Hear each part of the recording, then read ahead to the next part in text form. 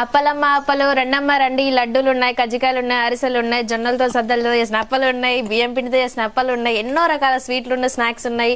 వెంటనే ఆర్డర్ పెట్టుకోండి అమ్మా. భలే అమ్ముతున్నావు సరస్వతి. ఏమేమి అప్పాలు ఉన్నాయి? ఏందత్తమ్మా నువ్వు చేసే నేను అమ్ముతున్నా, నువ్వే చెప్పేమేమి ఉన్నాయో చెప్పమ్మా. చెప్పనా?